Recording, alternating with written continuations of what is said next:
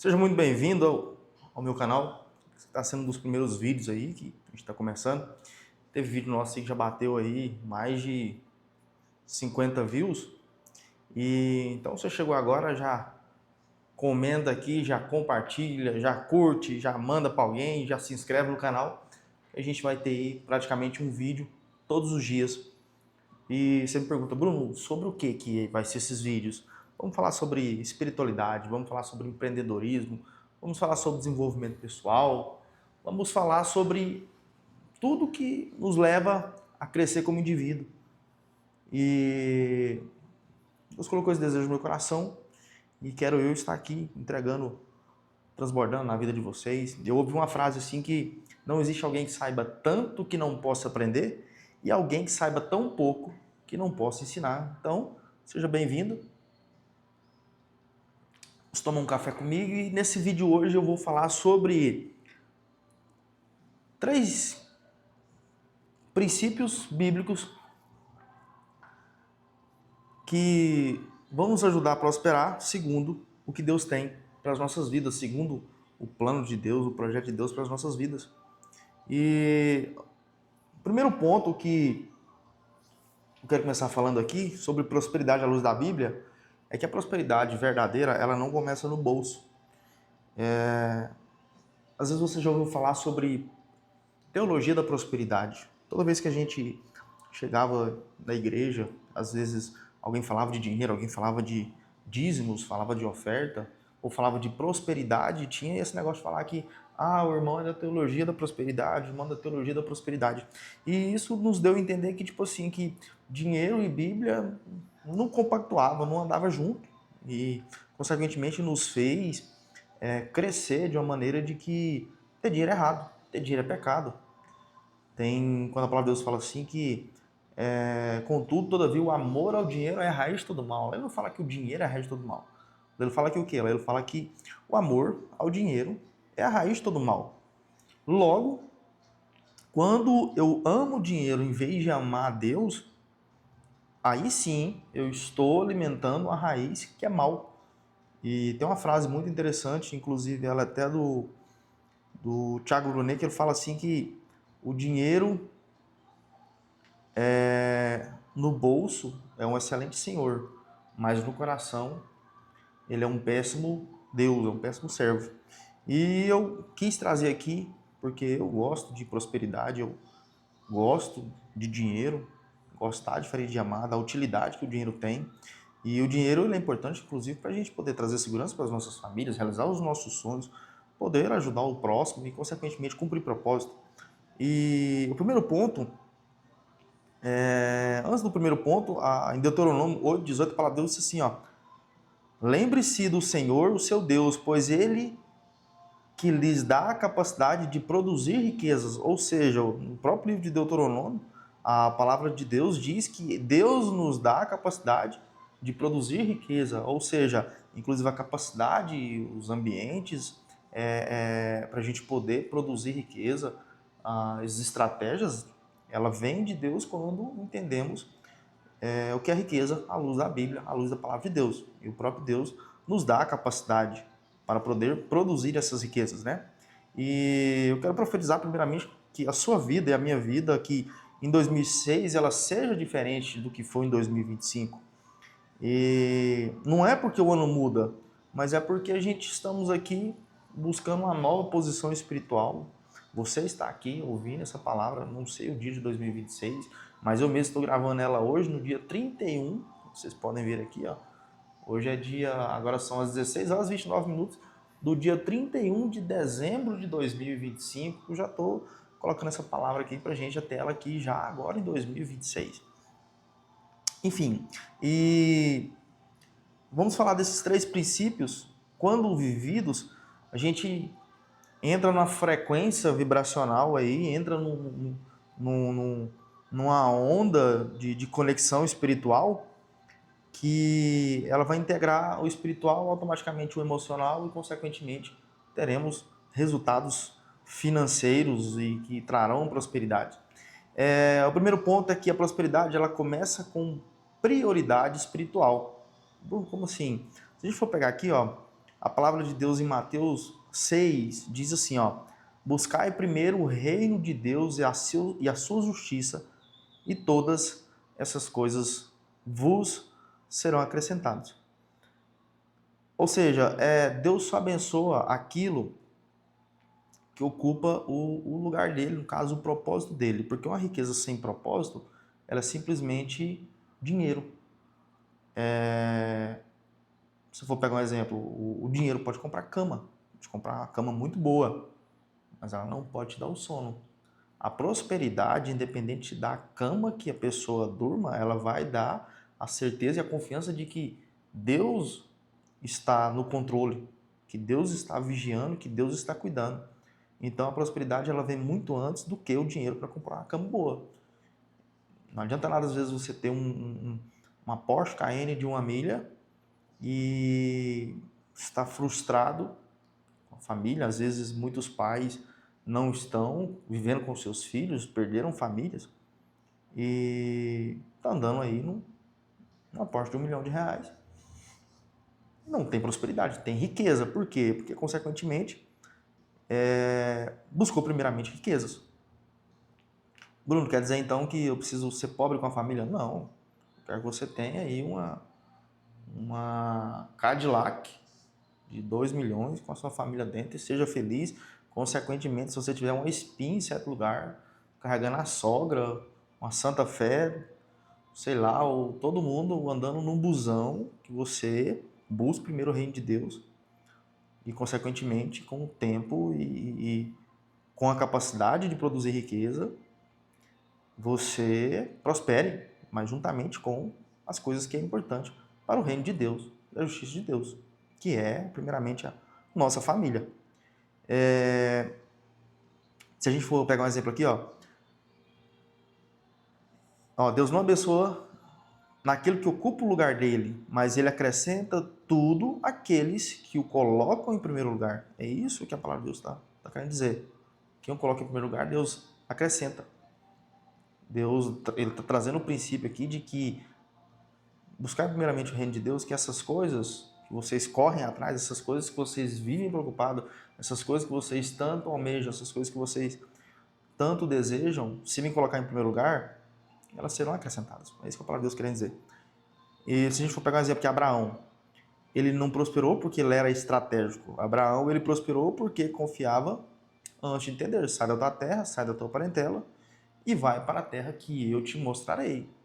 Se Abraão tivesse preocupado com essas coisas, com o de comer, com o de vestir, com o de beber, ele diria, falar assim, mas lá tem lugar de comer, lá tem lugar de beber, como é que eu vou fazer? Mas antes de tudo, ele falou, peraí, eu vou buscar então o teu reino. Se é isso que o Senhor quer para mim, eu vou buscar o teu reino.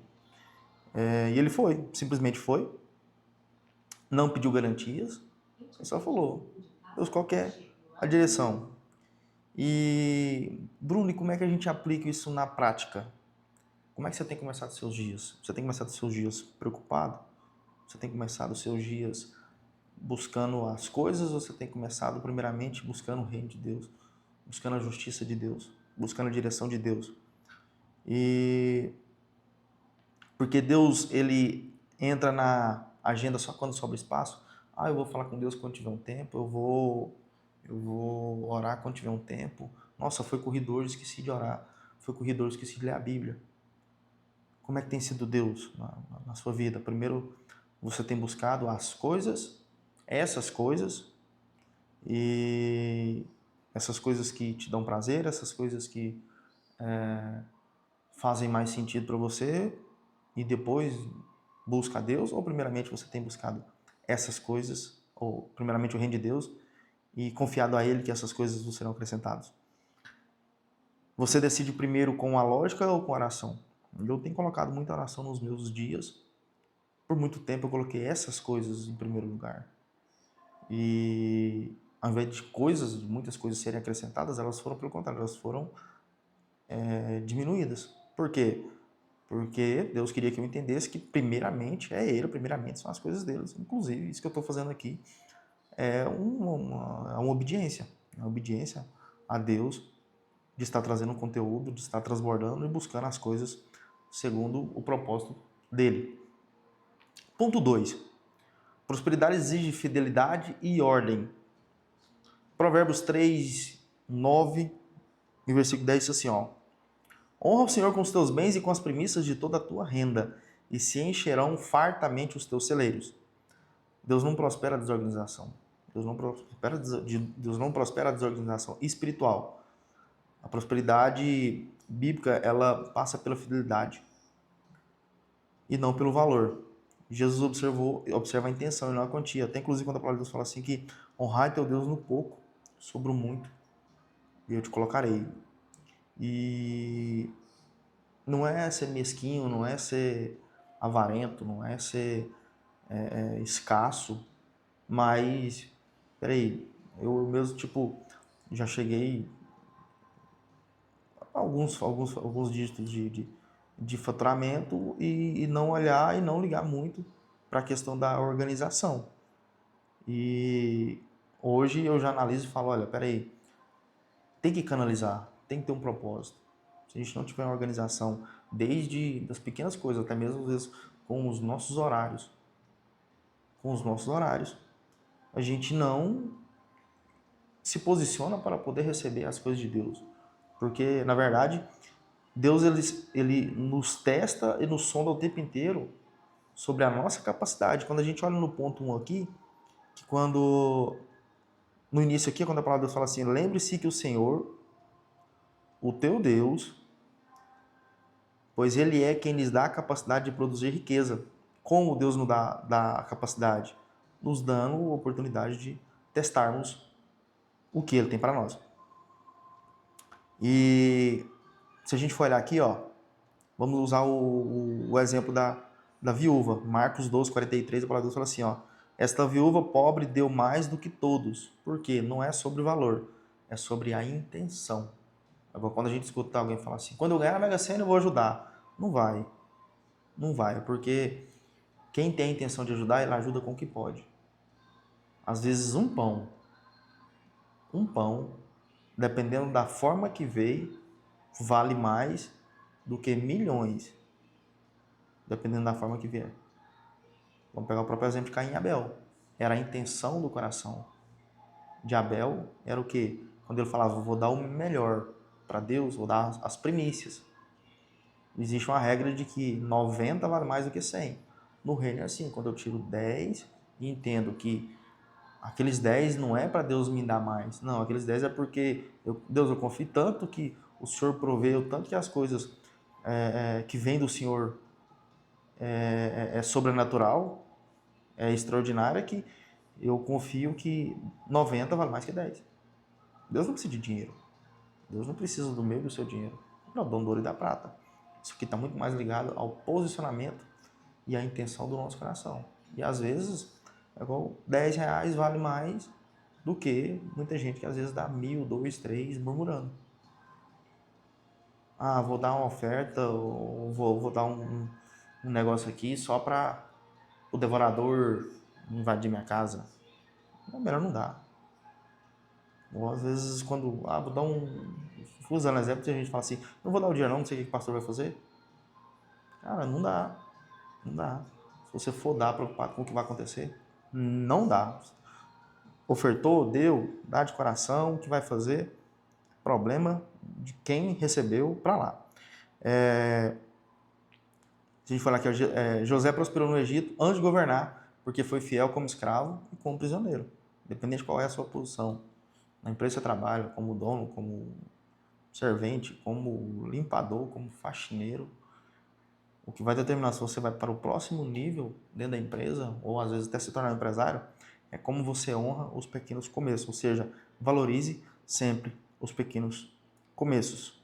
Em Gênesis, a palavra de Deus fala assim, que o Senhor era com José e tudo o que ele fazia prosperava.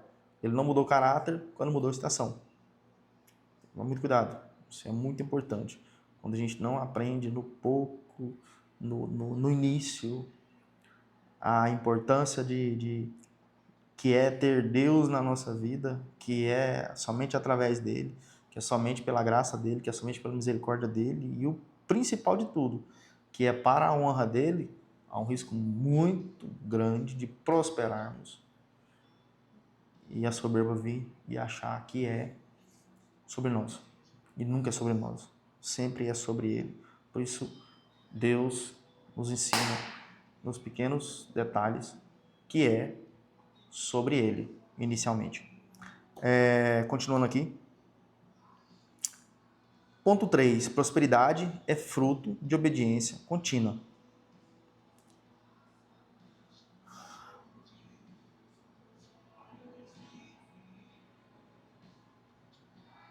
Deuteronômio 28, 1 e 2, a palavra de Deus fala assim: se ouvires atentamente a voz do Senhor, todas essas bênçãos virão sobre ti.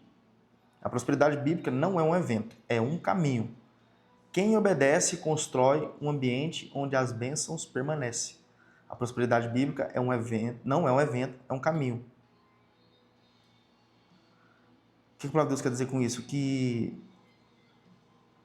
Vou pegar um exemplo. Vamos colocar aqui a caminhada, que o trabalho é como se fosse colher borboletas.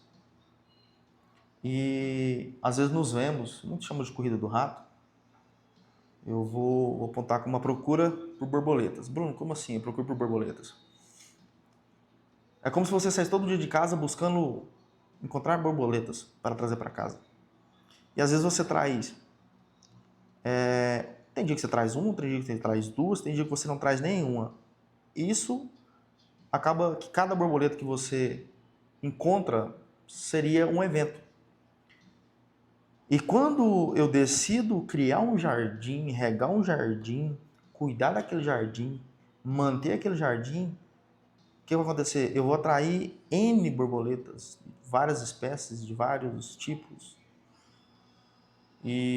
Só que eu preciso manter aquele jardim em ordem para eu poder atrair essas borboletas.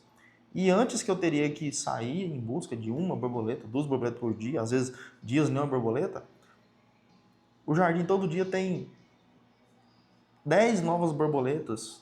Só que diferente de ter novas borboletas todos os dias, ali virou um lugar onde as borboletas moram e elas habitam. Por quê? Porque é um jardim onde é bem cuidado, onde é bem zelado. Ou seja, a trajetória com Deus, ela é como se fosse um jardim, ela tem que ter uma manutenção diária, senão as borboletas vão embora. Ela é um comportamento, ela é um caminhar, ela é uma jornada constante. Quando fala, é um ambiente construído para que as bênçãos não só permaneçam, como elas vêm. Os exemplos que Isaac prosperou em tempo de crise. Isaac semeou naquela terra e colheu 100 por 1. Tem uma história muito interessante que fala assim, que tinha 2 homens, os 2 orou pedindo a Deus chuva no momento de seca. E nisso, cada um foi para sua casa, um foi para o alpendre da sua casa esperar a chuva, e o outro foi para a terra, arou a terra na seca. Resumindo, a chuva veio para um dos dois. Adivinha para quem que a chuva veio? Para quem se posicionou. Então, devemos nos posicionar. Não adianta eu querer a graça de Deus, querer a prosperidade de Deus, querer que Deus me abençoe, se eu não crio mecanismo, se eu não crio situações para que Deus me prospere. Então, devemos criar situações, estratégias. Trabalha com venda, cria caminhos, prospecta, deixa caminhos abertos para Deus poder estar te prosperando. E às vezes um cartão de visita que você deu para uma pessoa que você nem lembra, alguém te acha. As coisas de Deus, as bênçãos de Deus, elas são assim, só porque nós devemos deixar trilhas, devemos deixar a terra arada para receber a chuva. Porque se eu não arar a terra, eu estou dizendo para Deus, se chover eu aro. Ou seja, começa... Primeiramente, se o Senhor quer me abençoar, o Senhor me abençoa. Se o Senhor fizer chover, eu vou arar. O outro já, pelo contrário, vai falar assim, eu confio tanto que o Senhor vai prover que eu já vou deixar a terra arada. Já vou plantar e a chuva vem. Então, antes de pedir chuva para Deus, ora a Deus pedindo chuva, mas age com a certeza de que a chuva vai vir, de que a chuva é um fato, é uma realidade. E a aplicação prática disso seria obedecer mesmo quando não faz sentido. Se Deus mandou ir, vai. E continuar fazendo o certo quando o resultado ainda não apareceu. Vou usar exemplos, esse aqui é um dos primeiros vídeos. Eu vou usar esse vídeo aqui de exemplo, às vezes futuramente aí, ó. É é um... Aguenta aí, eu só tô finalizando o vídeo aqui. Entra aí. Entra aí. Falou, tchau. É um dos primeiros vídeos que eu acredito que tem algum propósito nisso. Ou seja, que eu tô semeando. Às vezes se eu falhar hoje a minha conta de rede de Instagram, cara, o que você tá fazendo? Cara, eu tô obedecendo. Tô obedecendo. Vai vir chuva? Tô arando. Bruno, e se não vier? Todavia, me alegrarei. Ainda que a figueira não floresça, ainda que não haja fruto na vide, todavia me alegrarei no Senhor da minha salvação.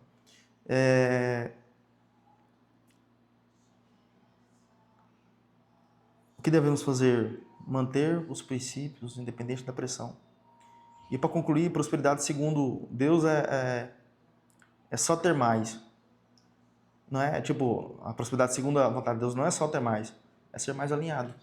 É ser mais alinhado com as coisas que Deus tem para nós. Então, ore para o 2026,